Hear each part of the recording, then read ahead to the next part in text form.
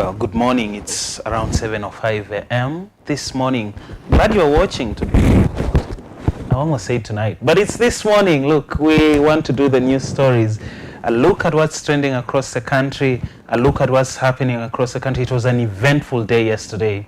Of course, I'm here with all the juices and also ready to give you the top stories that have made headlines as of this morning. You're watching Imani Television. Follow us on Facebook, that is Imani Television, and on YouTube, Imani Television Kenya, where we are live at the moment. And of course, you can dash there and leave a comment as well. Interact with us on our SMS hotline, that is 0746 780588. Follow us on Facebook, also Imani Radio, where we always stream our broadcast and radio broadcast on our website, www.imaniradio.org, where you can get the broadcast from anywhere within the country. So let's begin. Education CS Ezekiel Machogu has warned head teachers against cancelling classes owing to the ongoing demonstrations in the country. Now, the CS said the protests should not at any way affect the learners program. Now, this comes as several schools have asked students not to send learners yesterday in school, whereas some other schools asked teachers and parents to pick up learners from school owing to protests. Of course, we'll be getting that story in just a short while. President Ruto is aiming to strengthen Kenya's relationship with Iran. Now, during the visit of Iranian President Ebrahim Raisi, who began a three-nation African trip Wednesday, that is yesterday, in Kenya, and he seeks to expand Iran's economic partnership. Now, Ruto opened a conducive business atmosphere in Kenya for the Iranian government. Now, this comes as a good deal, which many describe as a good deal to motor dealers, engineers, and technicians. Iran promised to share its expertise with Kenya to bring new motor vehicle assembly plant in Mombasa that will manufacture indigenous Iranian vehicles, also known as Kifaru. Let's listen in.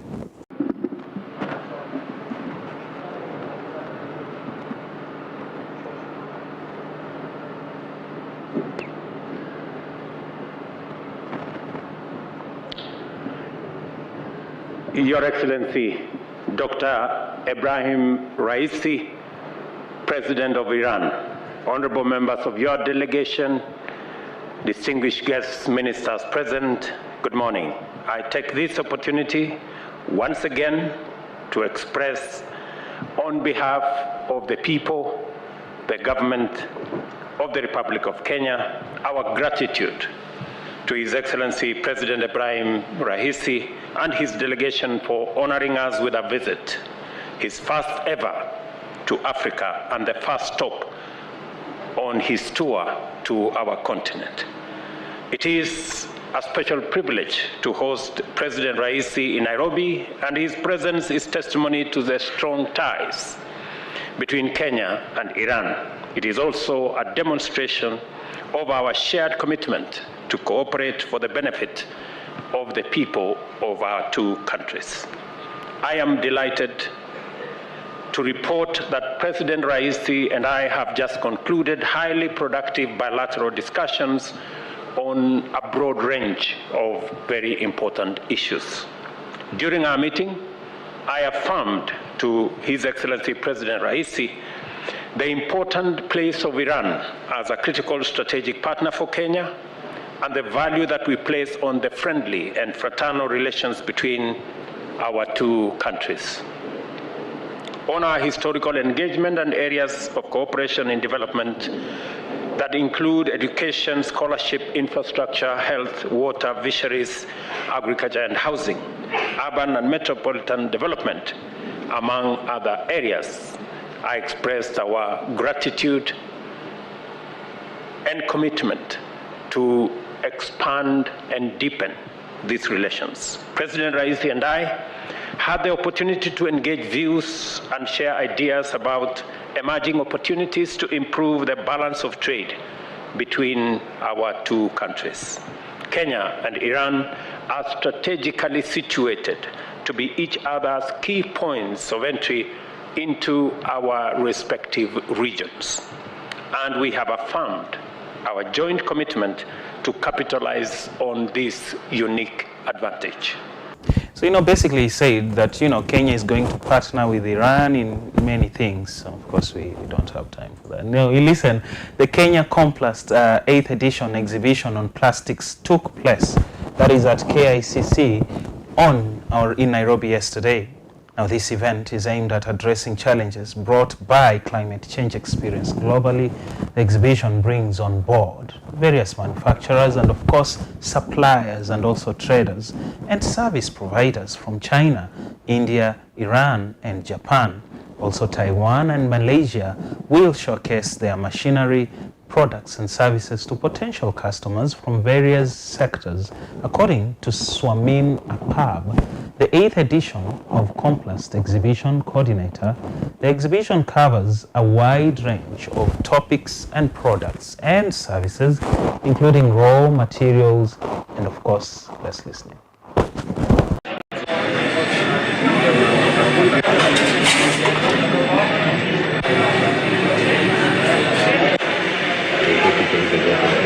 We've been talking of buy Kenya, build Kenya, but if we imported these machines, then we would be actually producing plates that are made in Kenya, cups that are made in Kenya, as opposed to bringing them from different countries around the world. So for me, it is a must-visit event for all the MUSAKALI fellows. The people at micro and small enterprise, we've been supporting them with setting up small industrial centers. But I see now the reason why we were partnering with this is I see a trajectory we can adopt as a micro and small enterprise. It is not the plastic by itself is bad. It's useful, very good in the use phase.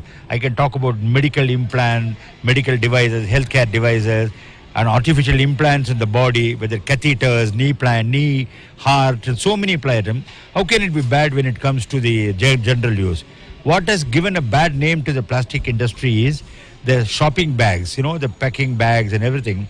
People have been littering on the streets and which remain uncollected.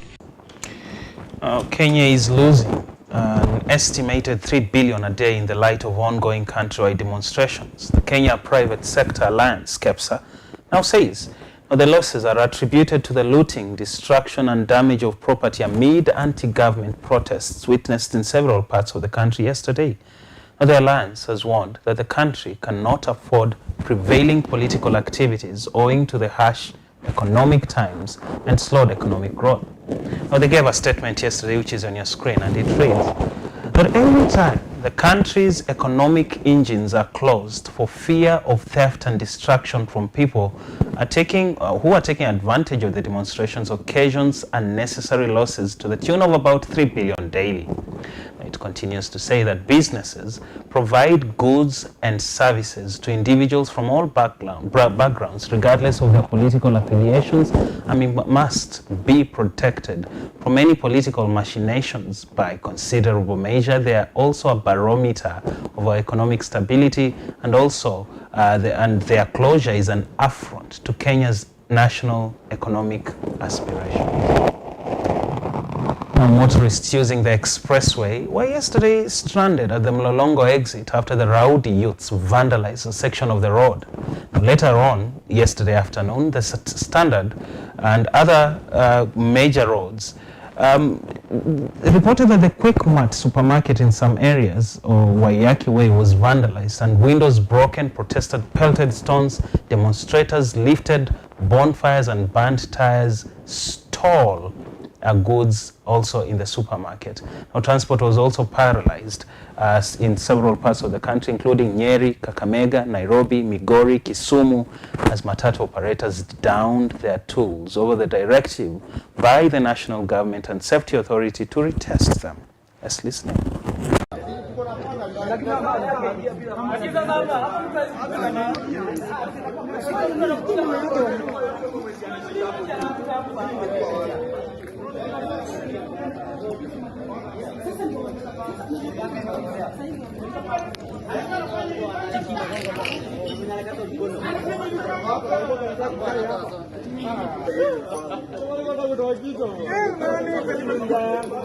Kwa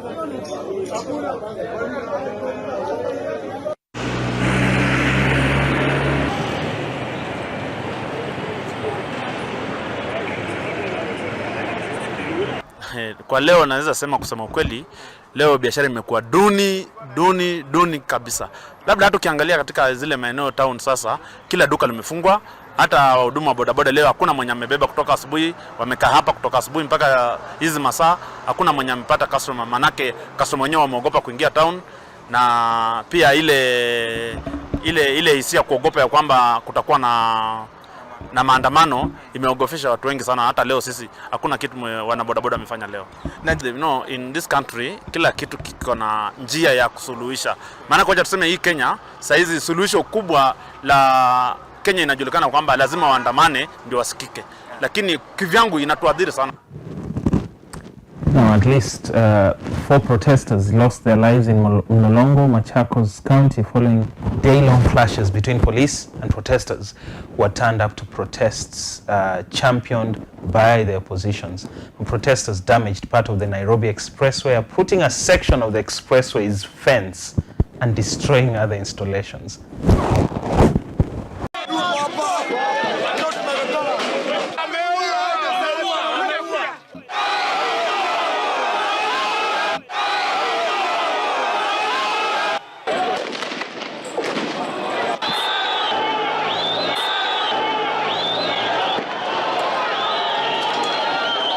Pereka adhiriva si saa 3:30 ndio nilifika pale, ilianza Cabanas, tukaingia huko tukajivisa. Sasa mpaka askari zaidi wameingia kutusaidia ndio tuweze kuteremka adhiriva.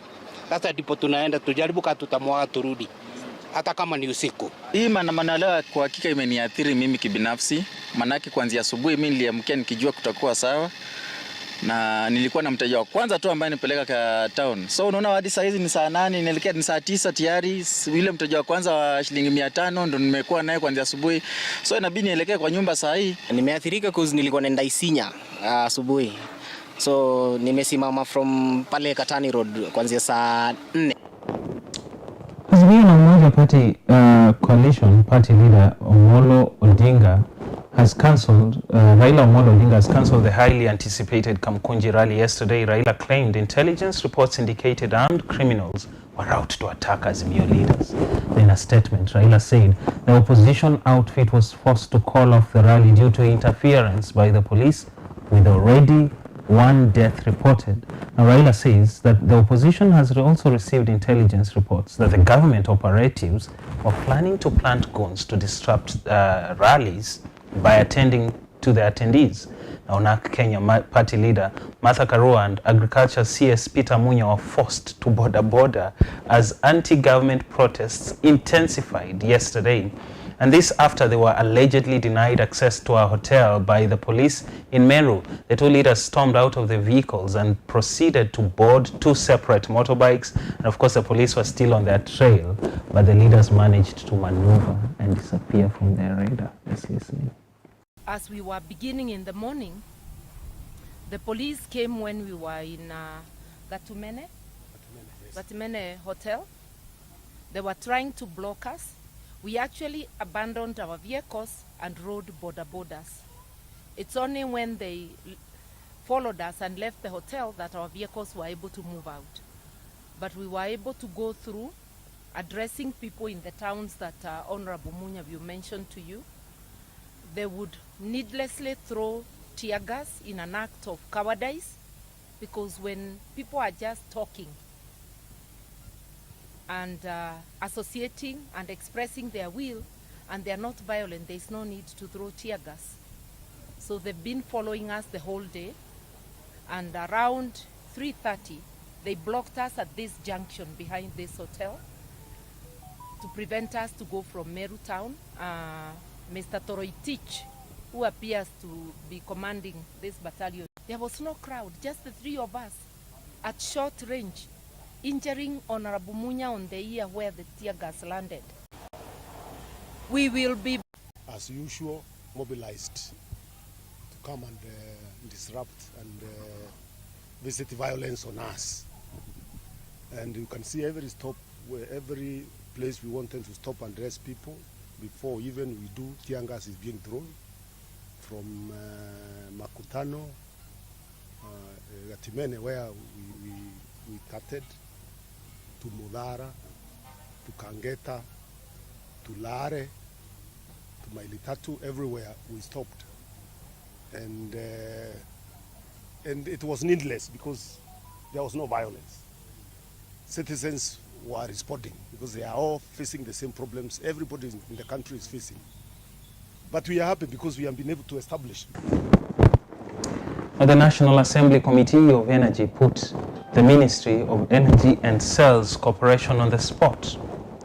This is over the high cost of power in Kenya. Now the committee, through its chairperson Vincent Musyoya, cast a look at the capacity charge levied on Kenya's for electricity that is not even supplied to the grid. Let's listen in. What we are discussing today are PPAs that were signed. There are no PPAs signed every day. PPAs which were signed pre-2017, 2016 for dispatch in 2023, 24, 25. So what we are planning today is power for 28, 29, 2028, 29, 2030. Whoever advises the people signing these PPAs tells the Kenyans that they need to get an advantage, just like the foreign suppliers, and that is why they send in US dollars. And I would want to make this clear. Safaricom is the most successful company in this country, and it has financed itself from zero using Kenya shillings. We as the authority actually have gone through a process of undertaking a study, which we did to look at the viability of local currency PPAs and the viabilities of having PPAs in local currency. This, in our view as the regulator, should be a gradual and a hybrid approach, recognizing that most of the equipment that goes into power plant development, other than the civil works, are procured from outside the country and are procured in hard currency. In our view, we need to take a hybrid and gradual approach. We need to be able to deepen our financial markets, also engage. Of course, you're watching Thursday Morning. Let's remind you that you can follow us on YouTube, that is Imani Television Kenya, and of course on Facebook, Imani Television. Let's go and take a look at some business news. And starting with a 30 business member delegation from Saudi Arabia is in the country to explore bankable investment opportunities to establish more joint investment projects between Riyadh and Nairobi. Now, the projects will fall under energy, agriculture, ICT, telecommunications, and financial services, transport infrastructure, tourism, water, blue economy, and mining sectors. Now, some of the visiting companies included Saudi Examining Bank, Saudi Fund and Development, Tadawul, Red Sea Gateway Terminal, Sierra Group, and the Grand Bank. Landed in Kenya to scout for investment deals and partnership. It's a clear demonstration that indeed Kenya is an attractive investment destination. And indeed that there is something happening in Kenya and the Saudi investors have already figured it out. We provide the marketplace, the opportunities, the demand, also what our Kenyan partners and friends provide is the capabilities and also, more important, the supply. We're enjoying in Saudi Kenyan tea, Kenyan coffee, and so many other Kenyan products. And we want to see more Kenyan products in Saudi, like even livestock, meats, and others. And I'm sure, starting from today, we will work together with your government and also with the related entities, Invest Kenya and also the chambers, to boost the investments and. Now let's listen to this. Orange Democratic Party Deputy Leader Wycliffe Oparanya and Roots Party Leader George Wajakoya were forced to scamper for safety as police in Bumala, Busia County dispersed anti-government protesters leading the protests yesterday in Busia town. Now Oparanya and Wajakoya were rallying people to collect signatures for the Tumechoka initiative, which was launched by Azimio Party leader Raila Odinga as a move to oust President Ruto out of office. Now, here are they.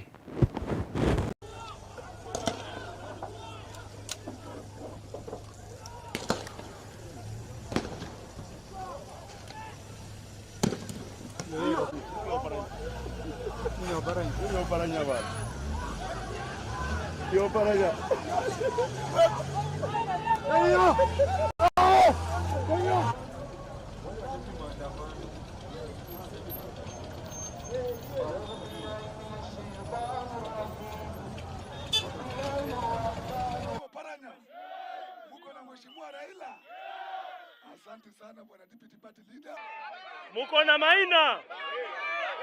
Muko na Maina? Sasa sisi kama watu Maina haki ya Mungu, sikiza.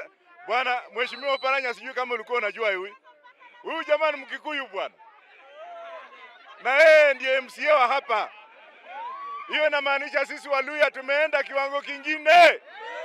Maina, kuanzia leo tutatembea na we. Na msichokoze huyu kijana.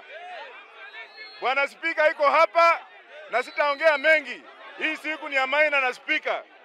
Damage that has been done to my car, the live bullet, where is it?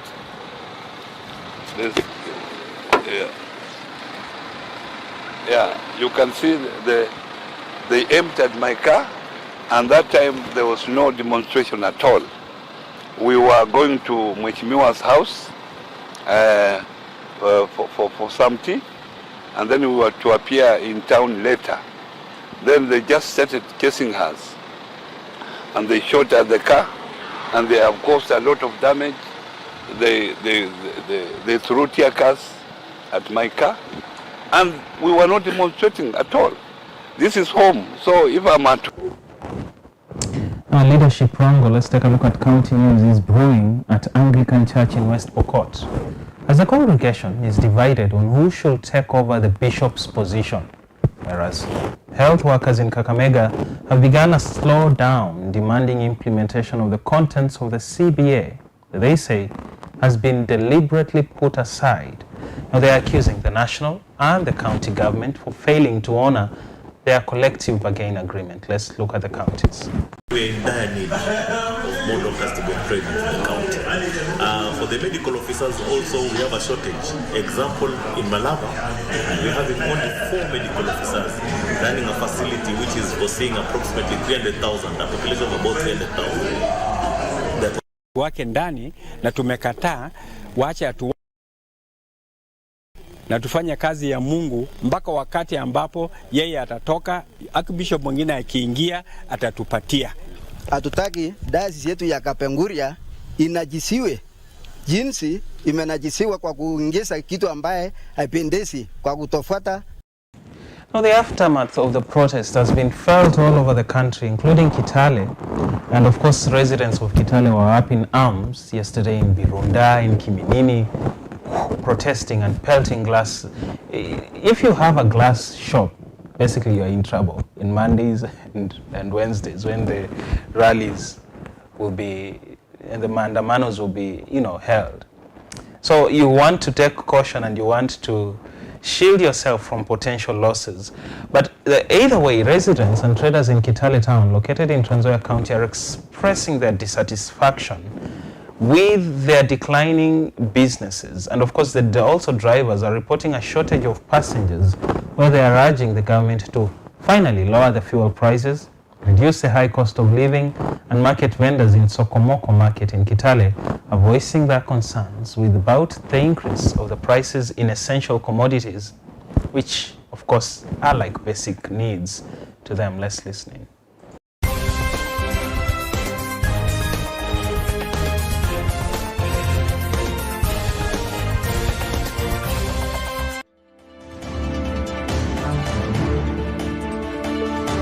Nashukuru sana vile mmekuja hapa kwetu ili mjue vile tunapoendelea. Katika hali ya kibiashara tumerudi chini sana kwa sababu ya vitu bei kupanda. Hapa mbele tulikuwa tunaweza hata kununua hata gunia 2 ya njugu ama kununua hata gunia 5 ya maharagwe, lakini wakati wa saa hii kwa sababu ya bei mtu ananunua hata makilo kidogo ili kasi isimame, lakini hakuna wateja. Unanunua umeshinda siku mzima hujauza kwa sababu mtu anakuja anauliza bei, unausaje? Ukimwambia bei naye anaenda. Lakini tunashukuru Mungu kwa sababu kasi tuko naye, bei ndio iko juu. Tunaomba tu serikali yetu itushukishie kidogo tu, yani uchumi irudi tu chini kidogo ili tuweze kunawiri katika familia zetu. Ni haya tu. Kama hawkers, na kwangu ni kuwahimiza serikali kweli, kwa mfanyabiashara wa chini anaumia sababu unapata mapato ni kidogo na bidhaa zimeongezwa, kama ni gari za mafuta zimeongezwa, na unapata mwanahawkers hata kupata mtu wa mapato ya chini hawezi akarisha watoto, ana jamii na ana wanafunzi. Unakuta huyo mtu hata kununua sukari kilo ni shida kwake, sababu sukari imepanda. Unapata mtu kununua sukari ni ngumu, kununua mafuta ni ngumu, vitu zimepanda.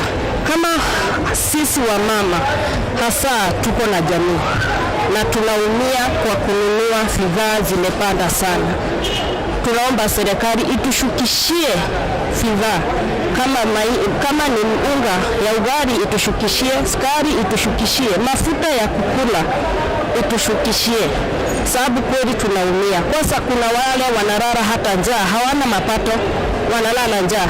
Unakuja unatafuta town unakosa, inabidi watoto walale njaa ama uwakorogee uji wa kunywa walale.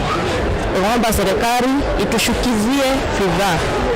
Tunaomba, tuliamka mapema asubuhi tukachagua viongozi wetu, tukakuchagua rais. Tunaomba utushukizie bidhaa, kama wananchi wa Kenya tunaumia. Naitwa Stanley Mapesa na mimi ni chairman wa hawkers hapa. Na kweli bidhaa zimepanda sana na haswa sana zina affect sisi kama wanahoka katika hii mji wa Trans Nzoia kiujumla, sababu unajua vitu ikipanda vile imepanda hivi na watu wetu kama hawkers wamezoea kuuza hii vitu, napanda akifika kwa gari anataka kuuza na vile vitu imepanda, unapata inakuwa ngumu, sababu kuna vitu ile customer alikuwa amezoea bei, na unapata ukifika kwa customer anajua bei ni fulani. Sasa hawker akifika pale kwa gari anamwambia kitu bei imepanda, anaanza kuleta ushusha, anamwambia vitu imepanda hivi, mbona hii kitu imepanda, ama mbona hii bidhaa imepanda hivi, na si kupenda kwetu. Na kwenye ushuru ya taifa ikisimamiwa na mheshimiwa ambaye ni president, pia nayo ilipanda. Unaona kama vile last time amepitisha hii VAT kutoka 8% to 16%. I think ndio kitu imefanya imepandisha vitu aswa sana. So kitu nilikuwa nataka kuomba tu serikali iangalie mwananchi wa kawaida. Watu kama hawkers yao hawana ati wanauza vitu ya stock kubwa, unaona? Wanauza vitu ya chini, na hizo vitu ya chini ndio wanauza ndio imepanda. So unapata mtu akienda kwa duka kununua kitu, ile pesa yako nayo kidogo, inakuwa ngumu sana kuweka hata stock ya kusungusha hata tawi, inakuwa ni ngumu sana. So nilikuwa naomba tu serikali iangalie mwananchi wa chini, haswa sana hawkers wangu. Hizi bidhaa wateremshe, ndio hata anakuwa na uwezo ile pesa yako nayo kidogo aende kwa duka aweke stock na asungushe. Na pia hali ya uchumi pia imeadhiri hao wanahoka huko nyumbani, sababu unapata mwanahoka ako na familia na kana alishe, na ukienda kununua bidhaa kwa duka kama supermarket, sukari unapata imepanda, na hapa kazi iko chini, kwa sababu kazi hapa iko chini na bidhaa kwa duka ifanye nini, imepanda. So unapata huyu mtu anaathirika both side, anaathirika kwa kuweka stock ndio auze, na pia akienda kununua kwa duka unapata vitu na imepanda, na unapata ile mahitaji iko juu na ile pesa anaingiza kwa siku inakuwa iko chini. So nilikuwa naomba tu serikali waangalie mwananchi wa kawaida, sababu mkate ikipanda venye imepanda hivi, mwananchi wa chini hata kuwa na uwezo wa kununua, lakini wao wale juu wenye wako juu, wale viongozi watakuwa na uwezo wa kununua. Mimi kama mimi binafsi, mimi nimekaa karibu sasa hivi wiki mbili sijakula mkate sababu ya bidhaa kupanda, unaona. Na kuna vitu vingi sana wamepandisha, unapata wamepandisha sukari tulikuwa tunazoea kilo moja unanunua na kitu kama. Naitwa Jennifer Melima Juma, niko ndani ya soko ambayo inaitwa Sokomoko. Ninashukuru mtu anaitwa Omutata anatetea mwananchi mdogo, na penye yako Mungu amani ameweza kumbariki. Hapa tukiwa na gavana wetu Natembea, anajaribu kung'ang'ana pia yeye naye mali ambapo wako anajaribu kung'ang'ana na wananchi wake kabisa. Kidogo ambacho anapata anajaribu kutupa kila upande, ngalau iweze kufikia kila mmoja. Sukari imepanda, mafuta imepanda, hata hizi mboga ambazo tulikuwa tukinunua bei nafuu sasa hizi ni bei ya juu hata bei nayo imepanda, tumeshindwa tufanye nini? Sisi tutakimbilia kwa nani? Tutakimbilia wapi? Tumeshindwa na. Well, it's the aftermath, if you want to call it, or the famous anti-government or infamous anti-government protests. And of course, everyone is feeling the punch. Everyone is feeling the weight. Students yesterday were recalled back home. Some students were recalled back to, their parents were recalled to take their students back home. Businesses were scaled down. Roads were put on closure. Wow. Let's take a look at this.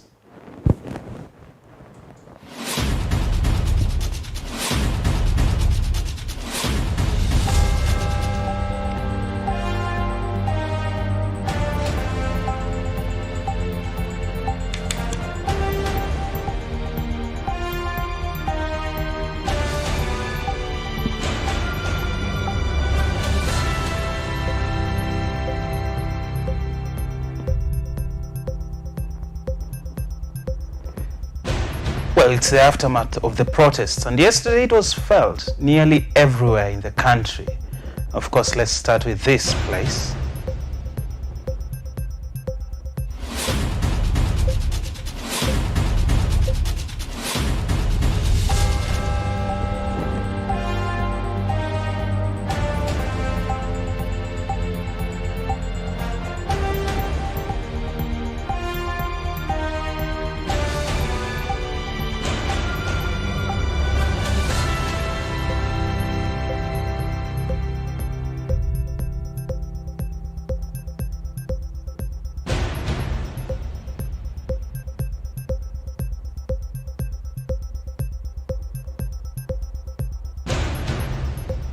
That over 15 million Kenyans who are being registered today are voters in this country, and they never voted for you, and they don't have confidence in you, therefore you don't have mandate rulers. And I want Ruto, wherever he is, his days in that office are numbered. We are coming for you, and you will not get where to hide. Well, Nyatike MP Tom Odege yesterday has led residents of Nyatike in Migori County in a rowdy demonstrations, reacting on the high cost of living.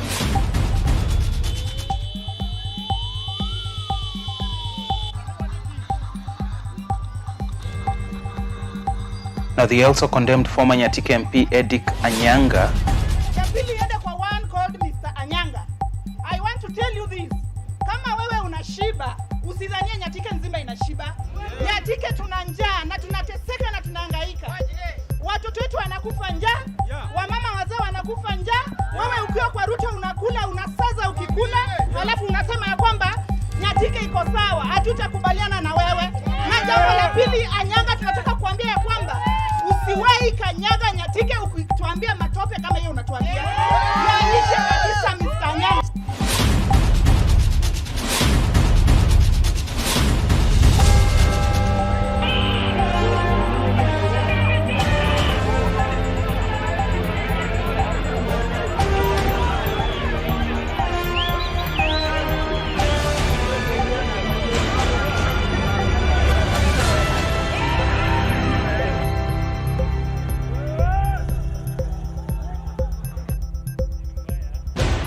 Also yesterday, the aftermath of the anti-taxation and anti-government protests was not only felt in local areas but also in Nairobi. A section of protesters barricaded the Mombasa Road as the highway was rendered almost impassable. Motorists were pelted with stones.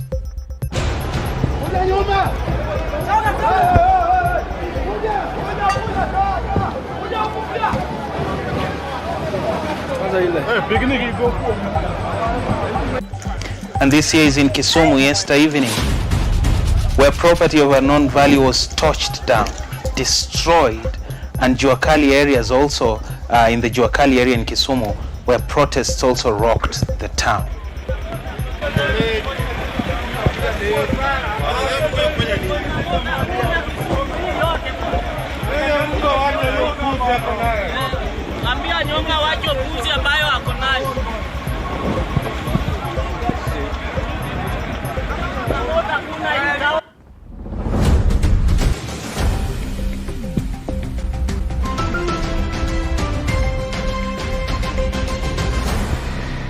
Well, let's take a short break. Of course, we are coming back with news now and Thursday morning's brief, including some international news stories and also sports news story. Apparently, if you know and you're a fan of Tyson Fury, he's meeting with Francis Ngannou this scheduled next boxing season. I'll be telling you more about it in just a short while. We'll be back.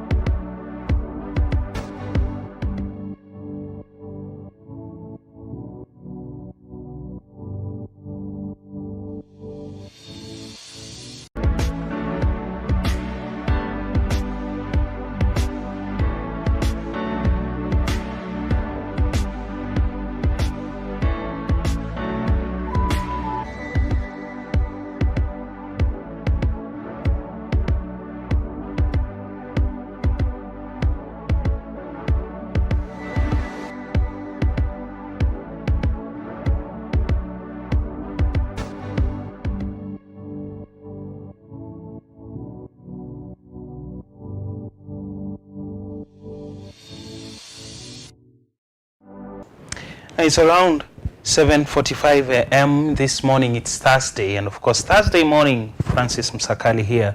Let's take a look at newspapers review. Well, we have the Standard. Let's go with the Standard first. And of course on the newspapers today, they have pictures there. Oh my goodness. And of course there are pictures detailing yesterday's demonstrations. Of course, they're saying protests and paralysis. Where? There's a picture there of a police man holding a gun, tear gas canister in front, and of course the protesters hurling back the tear gas canister. Kenya ni nani? Of course, some of them are there knelt down, some of them arrested, and they're saying that Kenyans across the country demonstrate over the high cost of living, but numerous incidents of property destructions are witnessed, with protesters shot to death. Businesses in most towns were shattered as new leader claims thugs hired by government officials caused chaos. And you can read that story on page 2 to 5 of the Standard. It's on page 1, or rather page 2, page 3, page 4, and page 5. Yani a 5-day page special. And I'm saying that day of demonstration 1, Raila cancels rally scheduled. 2, as new leader claims thugs were sponsored. 3, protesters and activists decry heavy police hand. 4 property destroyed, 5 PSV operators down tools, saying fuel is too high. So yesterday was quite eventful. And you read that on the Standard, it's selling at 60 shillings. Similarly, under the Standard, you read about the Iran president who landed with a bag of goodies. Of course, this is after the diplomatic facts on Tuesday that President Ibrahim Raisi was in town with a raft of trade deals. And of course, you can read that. Under the Standard, you'll get real estate newspaper, shipping and logistics as well. Let's take a look at the Daily Nation. Another funny picture there. In the Daily Nation, hey, someone's car burnt to a crisp. Wow. And of course, someone there is, I don't know if he knew he was going to be on the Daily Nation, but he has, now his face is all known all over the country. And he was holding a stone and pointing to the burnt vehicle. Oh my goodness, you are famous today. Now he is seen there, and of course this is the aftermath of the rallies, and of course the proceeding of the rally yesterday. They're saying the day of chaos shut down. It's the top story there. And of course the picture there is very famous. Down there they have fuel coverages, or rather full coverages on page 2, 3, 4, 5, 6, 7 and 8. Can you imagine, the whole newspaper is about that? And of course, down there they have put a mother and a child holding a sufuria, crying. And that is in Kisii. In Homa Bay, some boy there is riding a tire. In Mombasa, again, protests. And in, of course, Nyeri, again, protests. Someone is skipping ropes there while protesting. So you'll read that on the Daily Nation. And the People's Daily. Again, People's Daily is, wow, full of chaos. And of course, they're saying there, a full coverage on page 4, 5, 6, and 7. They're saying the Azimio leader fails to address Kamukunji rally in Nairobi, citing security fears. Of course, protesters rock various towns across the country, scores injured after demonstrations turned chaotic. Culture of impunity must stop, Interior CS warns and vows punishment. There's a picture there of a mass of smoke that is black and full of burnt things that is rising. And of course that is indicative of the rally and the protests that were in Kamukunji yesterday. A barricade on road was burnt. On top of it, what a crossplay. Iranian president there with Ruto, seemingly peaceful and holding discussions. I love that crossplay on the People's Daily, where the peaceful picture there and then down there, my goodness, it's a lot more chaos. The Star, it says 7 shot dead as Raila calls for more demonstrations. And of course there's that billow of smoke there, tires being burnt, and they're saying the Kenya Private Sector Alliance, that is KEPS, estimates that Kenya lost 3.0 billion as a result of yesterday's protests, and it could be more. And they're saying their expressway vandalized, police car burned in a day of long chaos in 20 counties. And of course, again, the crossplay on the Star. Ruto meets Iran president as allies, calls for Raila's arrest over chaos. Now Ruto's allies are calling for Raila to be arrested. Of course, that is in line with the chaos. Do we have the Taifa Leo?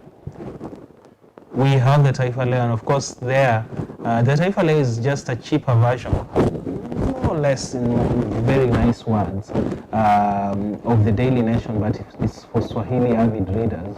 And it says there, uchumi wamelemazwa. Again, the aftermath of the protests there, and it goes for 30 shillings this Taifa Leo. It says shughuli za biashara za katika kote nchini mchana kutwa, polisi wakibishana ama wakikabiliana na mamia waandamaji. And of course there's a very funny picture there, a man running. I think he was afraid of tear gas or something, and then their tires being burnt. Then down there they have a full county scale down. Nakuru protests pia zinaendelea pale Nyamira, Meru, and Mombasa protests were there. Again, the crossplay of Taifa Leo, they say Kenya and Iran zatia saini mwafaka. It's such a, a tale that Iran and Kenya doing business seemingly unbeknownst to what's going on across the country, but across the country there are protests all over the place. And still in Taifa Leo wanasema kwamba Pulisic sasa avunja ndoa ya the Blues, amekamilisha uhamisho wake kutoka Chelsea hadi AC Milan. Christian Pulisic, of course, moved to AC Milan yesterday, officially noting on his social media pages that he's coming to AC Milan from Chelsea. Of course, he has not been the most profitable person in Chelsea, and of course that move was expected. That is it for Newspapers Review. Let's take a break. We'll be back in just a short while.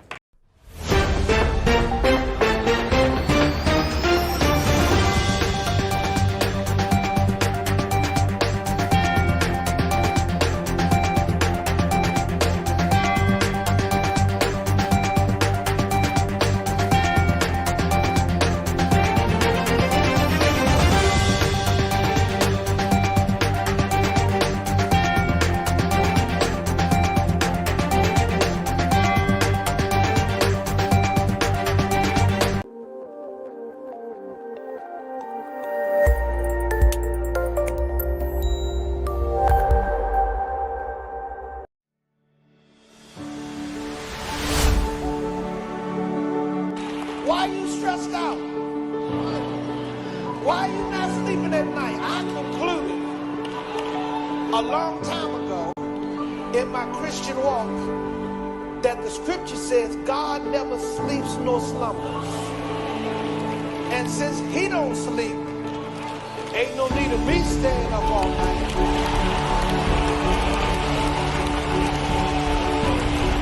Somebody look at your neighbor and say, I'm gonna go ahead to bed and see how God gonna work it out.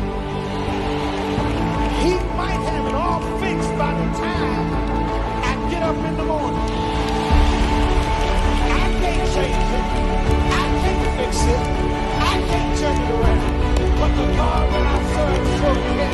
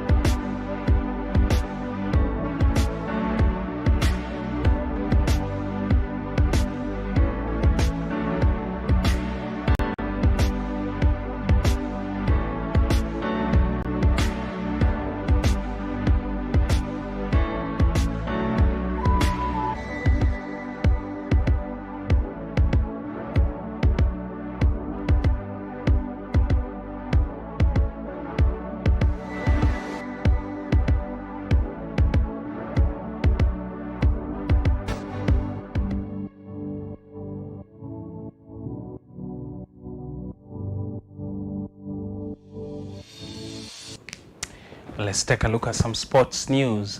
British WBC heavyweight champion Tyson Fury has announced on Tuesday that he will be fighting mixed martial artist Francis Ngannou later in the year. These are the images where the fight will take place in Saudi Arabia capital Riyadh from 28th October. Now the clash is to find out who's the baddest man on the planet, and it will take place under the official rules of the professional boxing sport, with 3 judges ringside along adopting the 10-point must system. Of course, his opponent, mixed martial arts heavyweight champion, is no professional boxer. That is Francis Ngannou. With no record of boxing, but the 36-year-old Cameroonian French fighter insisted that it was a dream to step into the ring with Tyson Fury. Ngannou has won 17 out of his 20 professional UFC fights with 12 knockouts. Of course, that is something that we'll be looking to. Now, in other news, Christian Pulisic has expressed his excitement after touching down in Milan to complete a 17 million euro deal from Chelsea. Upon arriving in the Milan Malpensa airport, Pulisic shared a video on social media, and he says he will look to relaunch his career at Milan after enduring his tough 4-year spell at Chelsea, where he failed to nail down his place as a regular starter during the time at Stamford Bridge. He made 145 appearances, scoring 26 goals, providing 21 assists across all competitions. Hi, AC Milan supporters. Christian Pulisic. I've just arrived in Milan. I'm so excited to be here, and yeah, can't wait to get started. Are you happy? I'm very happy to be here. I'm excited. I'm excited to start with this historic club. So Why I'm Milan? very good. It's a historic club. It's legendary, and I'm really excited to come here and try to win some titles here. The message for Milan supporters. Thank you guys so much for your support, and yeah. Well, let's take a look at some international news. And of course, this is all happening across the world. I'm going to give this in the next, let's say, 3 minutes or less. Let's begin.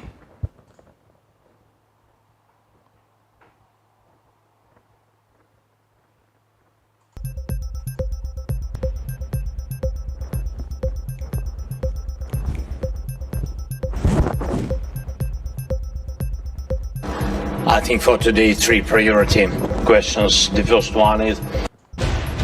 Well, Ukraine's President Volodymyr Zelensky will meet NATO leaders. Of course, on the final day of the meeting in Lithuania, Zelensky criticized NATO for his or their approach on the matter of Ukraine joining the force. I think for today, 3 priority questions. The first one is weapon packages, new weapon packages for supporting our army on the battlefield, and that is one. The second, I think the invitation to NATO, and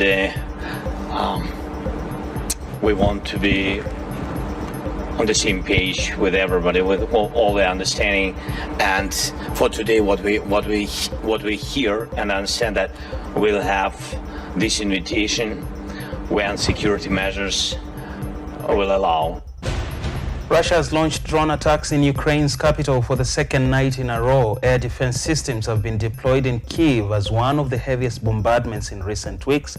Russia also conducted air raids on Kyiv in the early hours of Tuesday morning with an Iranian-made Shahid drone. In other news, the UN Security Council has failed to renew its mandate for aid delivery into rebel-held territory in Syria. The border high crossing has been closed, affecting 4 million people in need of assistance.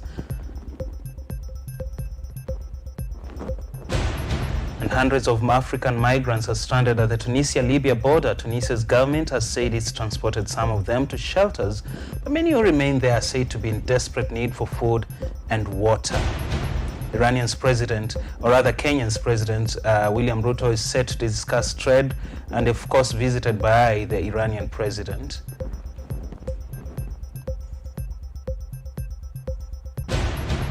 Thailand's first prime minister has confirmed he met with Myanmar's ousted leader Aung San Suu Kyi. The meeting happened last week and she was reportedly in good health. She spoke as foreign ministers from the Association of Southeast Asian Nations, or ASEAN, gathered in Indonesia to discuss the crisis in Myanmar. Heavy rains have disrupted rescue efforts from northern India. At least 72 people have died in the past few weeks. Over the weeks past, Himachal Pradesh received a month's worth rain in just a day. And tourists are being asked to stay away from volcano that is erupting in southwestern Iceland. The volcano is 30 kilometers away from the capital in Reykjavik.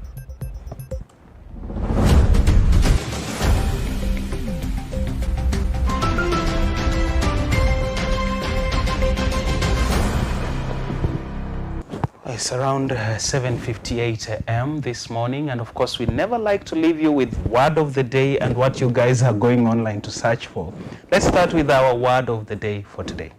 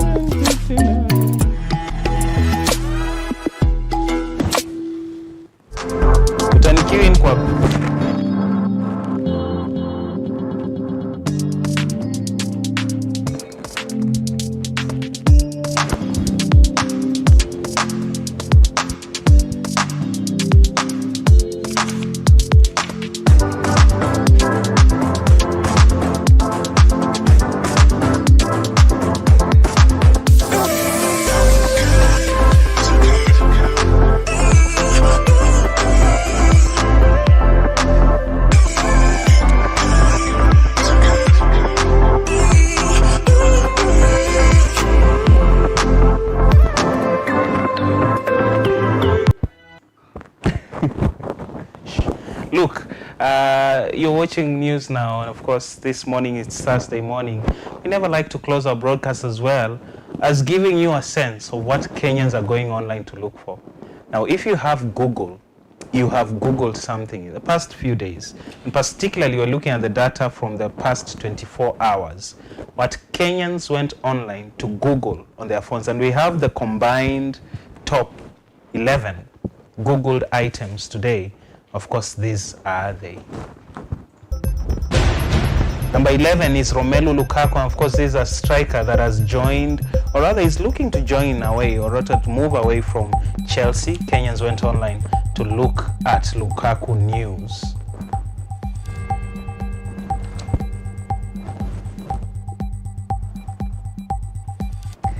Hugh Edwards, and of course this is a presenter of BBC. Of course he's facing various allegations, and of course his career is on the move, in the line. Kenyans went online to look for this man. Transformers, and of course this is a movie that is coming in on box office, and not on box office but in theaters and cinemas near you. The latest film series is called Transformers: The Rise of Beasts, and of course it's happening. It's a sci-fi action film, 2 hours 7 minutes. Kenyans are excited about it. Azimio protests and rally Odinga, or rather Raila Odinga today. Kenyans went online to Google Raila Odinga today and Azimio protests, and that of course ranked as number 8, the 8th most Googled items. And of course News Kenya is again following up with the same, almost in line with the same. Kenyans went online to Google at News Kenya. Number 6, how old is Ledama Olekina?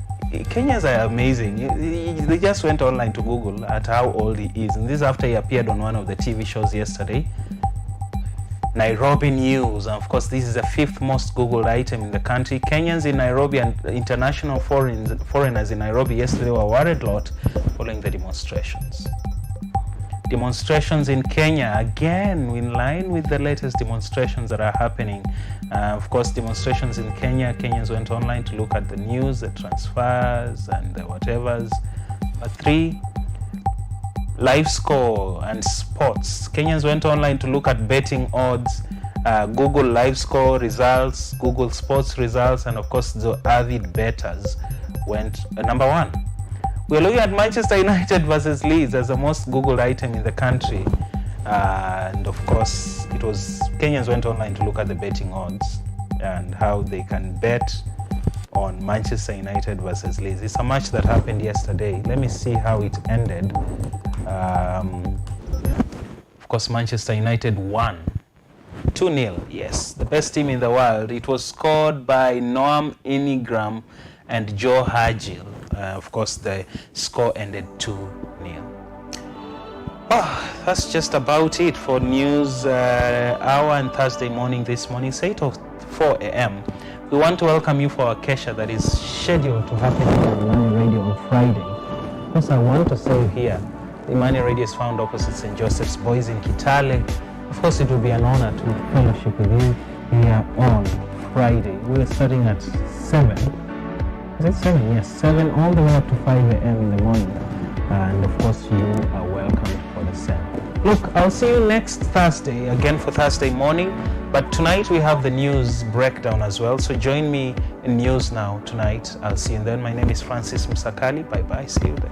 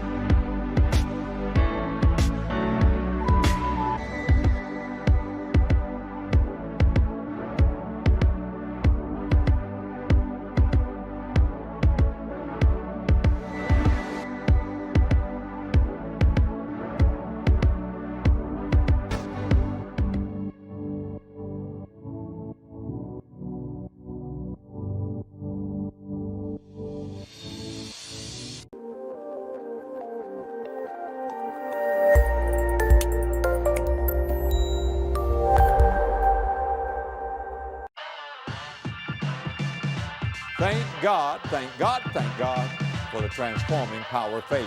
Nature forms us. Sin deforms us.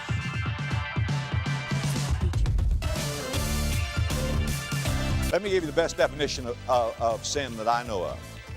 It's coming short of the glory of God. You know what sin is? It's just everything in us that's not like God. And there's a lot of it, isn't there? There's a lot of it. I mean, don't go strutting your stuff, folks. We have all sinned and come short of the glory of God. Now, don't you stretch yourself out in the gutter alongside some old hypocrite and say, I'm longer than he is. So what?